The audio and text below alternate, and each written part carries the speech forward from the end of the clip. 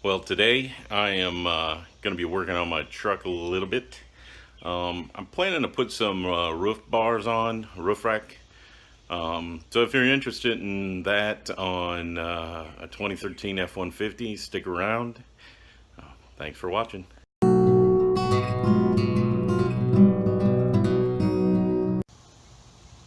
Here's a system I got from eTrailer.com. It was a package. Hopefully it's the right one for my truck. It's a Rhino-Rack, Vortex bars.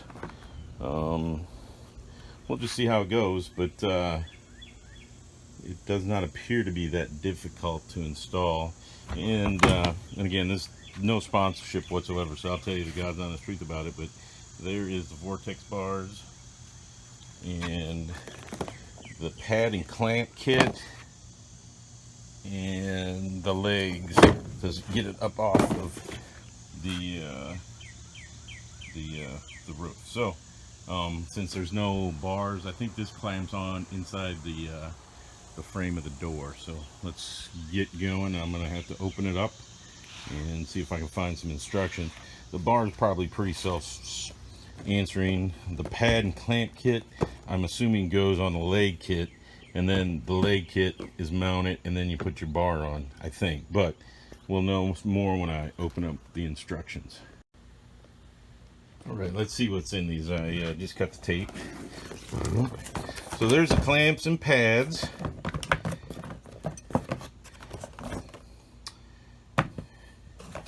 And the instructions. So, and it says F150 and Super Crew 11 on. So that's the right clamps. So far, so good. And then the legs, the locking legs. Ooh, and it's even got a sticker I had to put on. Rhino-Rack. There we go. So,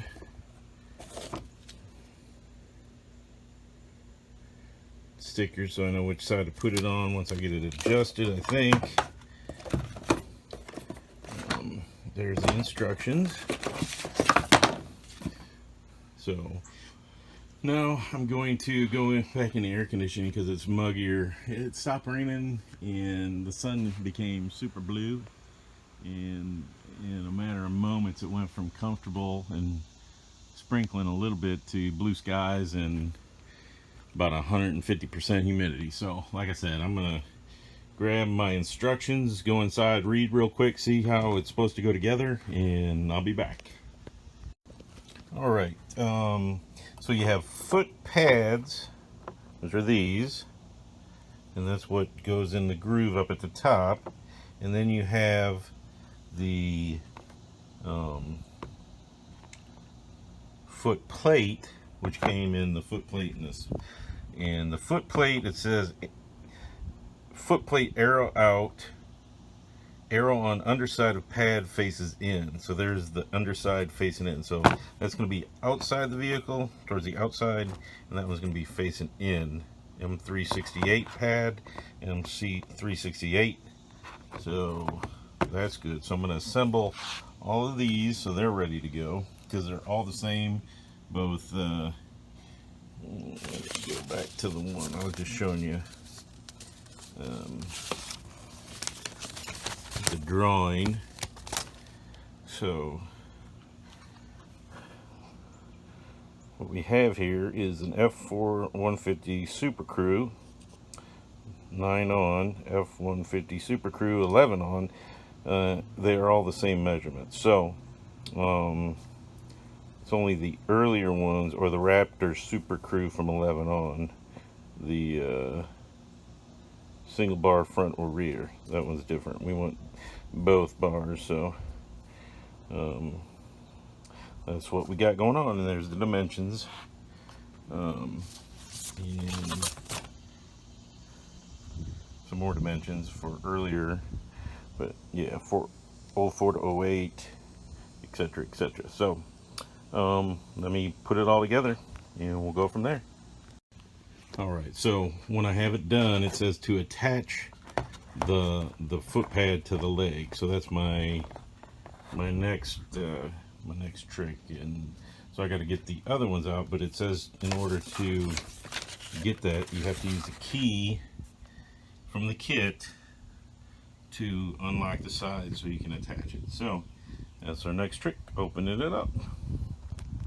So I'm assembling them all. I'm going to get them all put together.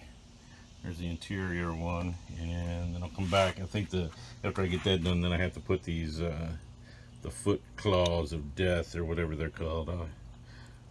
But we'll get to that.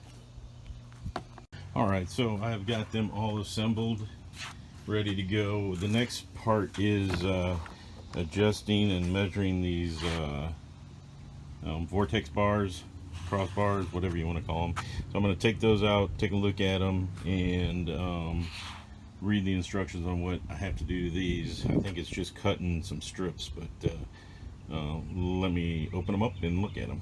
Thanks. So I take it out of the box, and it has this information. It's items in stored bar cavity, measurement strips, rubber strips, key. So I guess it says warning, remove contents prior to fit. Okay, I get it. So that's what I'm going to do. I'm going to take those out and continue reading the measurements. Once I remove that, it has a key for the end caps, and then these aforementioned measurement strips with metric on it. And then I realized these are made in New Zealand, so I don't even know what they're saying. Do they say good day like Australians? Well, anyways, whatever. It's a high quality piece of equipment here, so I'm happy. So anyways, let me continue on. All right, the instruction says the measuring strip sits flush against the legs as shown. Do not push the legs over the strip. And if you notice, it goes from 0 on the interior to the 270 or 280 on the exterior. So I think that's the way these slide in, so you know the correct dimension to put the legs on. So that's what I'm going to do. And they appear to slide very easily in, like this. There you go. And they're all the way flush against there. Do it on both sides, and then we'll go from there. Okay, I now know where they go. It says to cut the measurement strips to the appropriate length. Repeat for front and rear crossbars. The difference in the length for the two front and rear, and this is the other thing, the identification between the Aero bar and the VA crossbar. We have the VA crossbar. It says Vortex, but it's a VA bar, and if you look, you can tell based on the drawing identification, if it has the two little tongs up, it's a VA bar, and if it doesn't, then it's an Aero bar. So when you look, mine has the two tongs on it, so it's a VA bar. And so when I look at the dimensions I need for an 09 and up Ford Super Cruise, 134 millimeters for the front bar and 130 millimeters for the rear bar. So that's just so we're going to do the front bar first. I'm going to cut it at 134 millimeters, not meters. Whew, that'd be a long one. And then we'll go from there. Once you have the strips cut at 134, I slid them into the slot, and then what you do is you loosen up the attachment bolt, and then as soon as I do that, you slide it in. And this one I've already attached, and so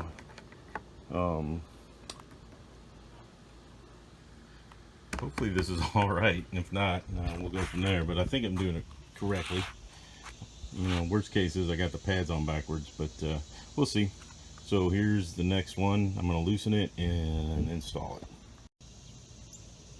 Alright, so I have it installed. There, I loosen the attachment screw up as much as it'll go. Then it just fits. See how those two grooves, then it fits just right in there, and then you just slide it into the stop at 134 millimeters. There you go. And then you tighten it up with your supplied Allen wrench. I don't know if I taped this or not, but I'll start over. The handle has actually got a built-in torque wrench. If you look at the instructions, if you turn it and then push on the handle, if it goes straight, then you have 4 to 5 newton meters of pressure on it. So it's got a built-in torque wrench. Pretty cool. Make sure you do not slide the leg over, but you sit flush with the measurement strip, and then it said to put the remainder of the measurement strip in and cut it off flush. So there you go. The first one's set up here. The dimensions I have are from center line to center line. I think it's because the roof's so flat and long, it really doesn't matter where you position it up here. They don't have an A dimension on this particular one. So let me get the other one together, then we'll measure the distance, then we'll put the brackets on, and then we'll be done. Pretty simple installation. Love it.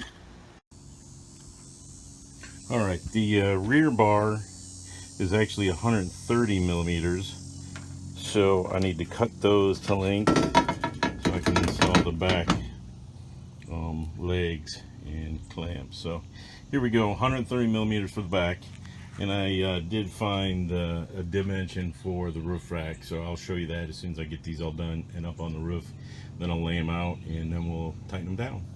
So I'm not going to show you how I do this again, but again, cut, slide, put the piece in, tighten down, 5 newton meters, put the caps back on, put them on a roof. So that's what we're doing. So be right back. Well, it's looking pretty good. Now I just got to measure.